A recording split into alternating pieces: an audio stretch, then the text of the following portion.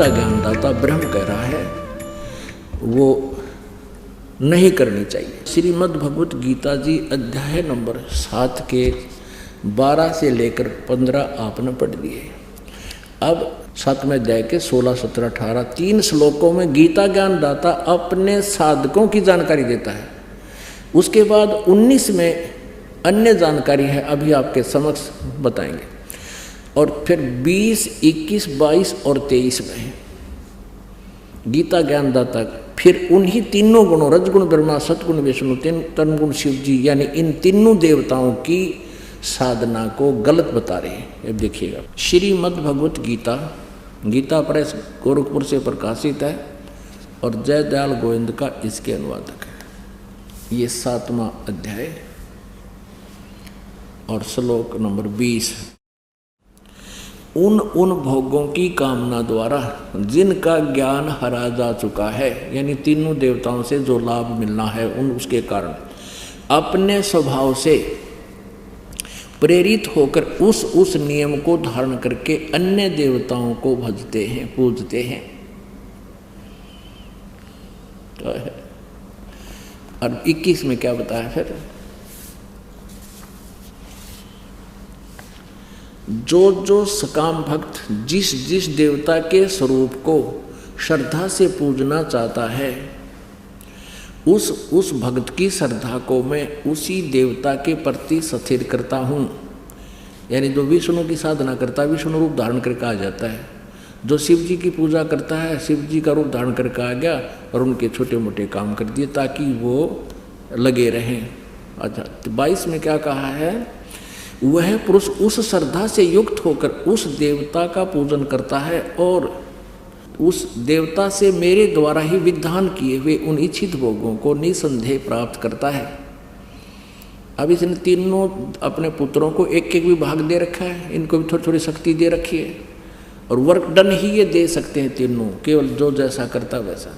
परंतु उन अल्प बुद्धि वालों का है गीता ज्ञानदाता कहता है उन मंद बुद्धि वालों का वह फल नाशवान है जो ब्रह्मा विष्णु महेश की पूजा करते हैं, तीनों देवताओं की। वे देवताओं को पूजने वाले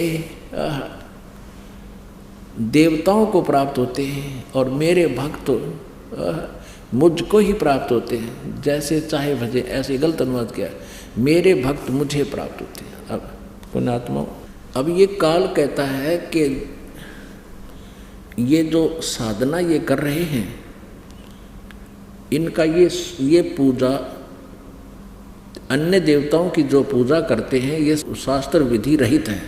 अब देखिएगा अध्याय नंबर 9 के कुछ श्लोक आपको दिखाते हैं। अध्याय नंबर 9 का और श्लोक नंबर 23 में कहा है, हे अर्जुन, यद्यपि श्रद्धा से युक्त जो सकाम भक्त दूसरे देवताओं को पूजते हैं वे भी मुझको ही पूजते हैं, क्योंकि कोई भी जैसी साधना कोई कर रहा है वो भगवान के लिए ही कर रहा है।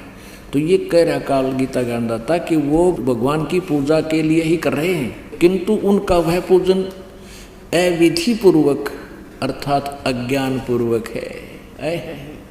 अब कहते हैं वो अविधि पूर्वक शास्त्र विधि को त्याग कर मनमाना आचरण है।